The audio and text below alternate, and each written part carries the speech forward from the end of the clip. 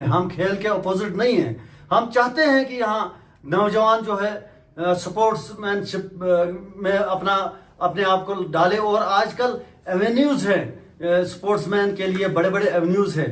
हम चाहते हैं, लेकिन इन हालात में नहीं कि हमारे जो हिस्टोरिकल चौगान है, जो हमारा एक असासा है, जो हमारा फेस है, जो पूरे जम्मू कश्मीर में क्या पूरे इंडिया में ऐसा कहीं ग्राउंड नहीं है, लेकिन पिछले 10 सालों से इसको जिन तरीकों से रोला गया, हम उसकी मजम्मत करते हैं। इसमें सरिये का बहरान इन्होंने डाल दिया, इसमें बजरी का इस्तेमाल हुआ, इसमें लोहे का इस्तेमाल हुआ, इसमें सीमेंट का इस्तेमाल हुआ, और इसको जो अपनी हालत जो थी, ये ग्रीनरी जो थी इसको रोन दिया गया है। और इन दिनों हमने ये टूर्नामेंट देखा, अच्छी बात है।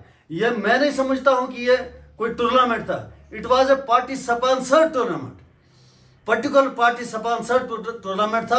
और जैसे कि हमने देखा, वहां पर स्टेज जो सजाया गया था, वहां पर किसी और पॉलिटिकल पार्टी का या कोई आम शहरी या कोई मोजिज मेहमान नहीं था। वहां पर एक ही पार्टी के लोग बैठे हुए थे और लोगों को गुमराह किया गया, और इन जो डेवलपमेंट इश्यूज हैं इनकी तरफ ध्यान हटाने के लिए एक साजिश रची गई यहाँ किश्तवाड़ में। और हम चाहेंगे, अगर इतना ही शौक है, इतना ही जज्बा है स्पोर्ट्स को बढ़ावा देने का, हम डिमांड करते हैं, जैसे कि सजाद साहब ने खुलेआम स्टेज पे पहली तकरीर में यहाँ इन लोगों को दावत दी कि आओ किश्तवाड़ के डेवलपमेंट के लिए, किश्तवाड़ के हित के लिए हम चारों सारे रिप्रेजेंटेटिव्स मिल के काम करेंगे। हम अभी भी चाहेंगे ये लोग स्टेडियम का इंतजाम करें, स्टेडियम के लिए कोई सरकारी जमीन देखें। गवर्नमेंट तो आपकी है ना इश्तियाक साहब, और सुनने में ये भी आया है कि 1.25 साल के बाद अब उमर अब्दुल्ला शायद आइंदा कुछ दिनों में यहाँ आने वाले हैं, तो उस पर भी बताइए कुछ। हम वेलकम करते हैं, उमर साहब आएंगे। हमारे लिए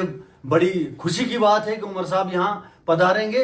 रहा सवाल गवर्नमेंट का, वो आपको भी पता है, हमें भी पता है किन हालात में हमारी गवर्नमेंट चल रही है, कितना झूठ और कितना धोखा है। परसों ही आपने देखा होगा यहाँ अरफाज डैंग का वो मकान गिराया गया, उसमें कौन उमर साहब ने तो क्लियर कट कहा कि मेरी नजरों से ऐसी कोई फाइल गुजरी नहीं है, ना मुझसे किसी ने मशवरा किया, ना पूछा गया।